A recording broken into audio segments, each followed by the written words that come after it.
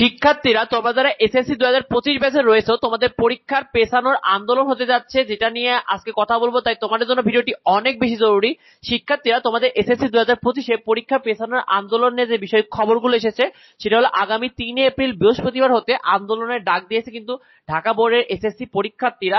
তারা বলেছে দাবি না মানা হলে তারা পরীক্ষায় অংশগ্রহণ করবে না।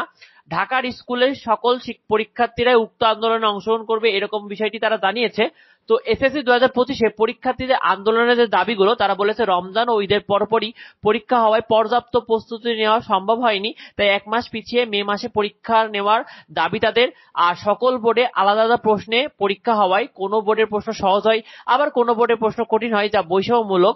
তাই সকল বোর্ডের বৈষম্যমুক্ত একই প্রশ্নে পরীক্ষা নিতে হবে। আরো তারা বলেছে গরমে একটানা পরীক্ষা দেওয়া সম্ভব না, গরমে একটানা পরীক্ষা দিলে শিক্ষার্থীরা অসুস্থ হয়ে পড়বে। এছাড়াও বেশিরভাগ শিক্ষার্থীর পরীক্ষার কেন্দ্রে দূরে, তাই প্রত্যেক পরীক্ষায় 1 থেকে 2 দিন বন্ধ দিতে হবে। আর তোমাদের এসএসসি 2025 পরীক্ষা পেছানোতে কি হবে শিক্ষার্থীরা, তোমাদের এসএসসি 2025 পরীক্ষা যদি পেছানো হলে এইচএসসি পরীক্ষা কিন্তু পেছানো লাগবে, কারণ একসাথে 2টা পাবলিক পরীক্ষা কিন্তু সম্ভব নয়। এক প্রশ্নে পরীক্ষা হওয়ার সম্ভাবনাও খুবই কম, কারণ সব বোর্ড ইতিমধ্যে কিন্তু প্রশ্ন তৈরি করে ফেলেছে।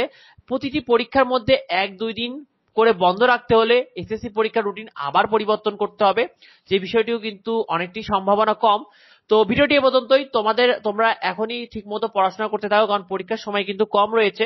আর তোমার মতামতটি অবশ্যই কমেন্টে আমাদেরকে জানিও। আশা করি তোমরা সবাই ভালো ফলাফল করো। পরবর্তী আপডেটগুলো পেতে অবশ্যই আমাদের চ্যানেলটিকে সাবস্ক্রাইব করে রাখো। দেখা হয় পরবর্তী ভিডিওতে। ধন্যবাদ সবাইকে।